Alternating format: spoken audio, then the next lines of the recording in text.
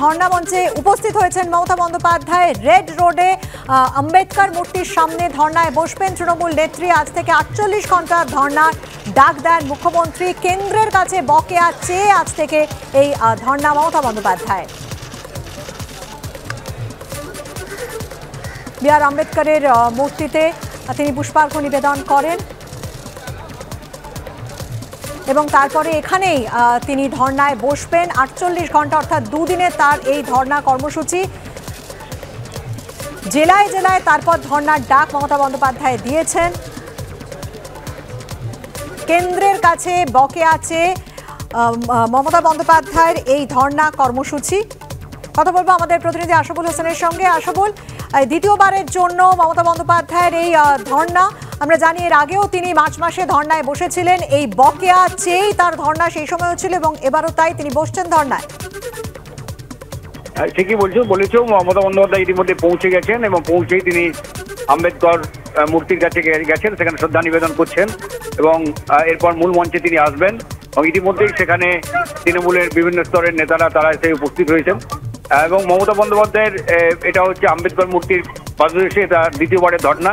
এর আগে গত মার্চ মাসে 30 ঘন্টার জন্য তিনি ধর্নায় বসেছিলেন। এরপর গত নভেম্বরে তুমি জানো বিধানসভায় আম্বেদকর মূর্তির পাদদেশেও 3 দিন ধরে তিনি অবস্থান করেছিলেন। পাশাপাশি গত ডিসেম্বরে প্রধানমন্ত্রীর সঙ্গে তিনি দেখা করেন এবং রাজ্যে প্রাপ্য মিটিয়ে দেওয়ার দাবি জানান এবং তখন প্রধানমন্ত্রী আশ্বস্ত করেছিলেন যে রাজ্য এবং কেন্দ্রীয় সরকারি অফিসার পর্যায়ে বৈঠক হবে এবং সেই বৈঠকের মধ্য দিয়ে সমস্যার সমাধান চেষ্টা করবেন তিনি। কিন্তু তারপরও প্রায় 2 মাস হতে চললো, এখনো পর্যন্ত 100 দিনের কাজের টাকা, আবাস যোজনার টাকা, গ্রামীণ সড়ক যোজনার টাকা কোনো টাকাই রাজ্য সরকার পায়নি। বিশেষ করে 100 দিনের কাজ এবং আবাস যোজনার টাকা নিয়ে রাজ্য সরকার খুবই সরব। কারণ তুমি জানো যে 100 দিনের কাজের সঙ্গে বাংলার গরিব মানুষ, প্রান্তিক মানুষ জড়িত এবং তারা কাজ করেছেন কিন্তু সেই টাকা তারা পাচ্ছেন না। প্রায় 7,000 কোটি টাকা পাওনা রয়েছে কেন্দ্রের কাছ থেকে।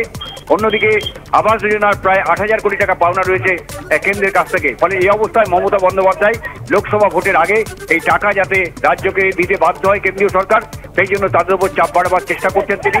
সেই কারণেই তার এই ধর্না এবং কেন্দ্রীয় সরকারের বঞ্চনা মানছি না, মানব না, এই আওয়াজকে সামনে রেখেই মমতা বন্দ্যোপাধ্যায় আজকে এই অবস্থানে বসছেন এবং আগামী 48 ঘন্টা এই অবস্থান তিনি করবেন।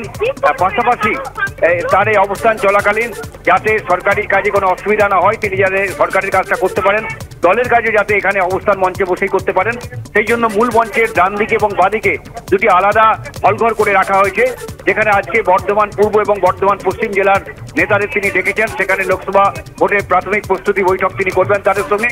পাশাপাশি ধর্নায় বসে গিয়েছেন মমতা বন্দ্যোপাধ্যায়, সেই ছবি সরাসরি আপনাদের আমরা দেখাচ্ছি।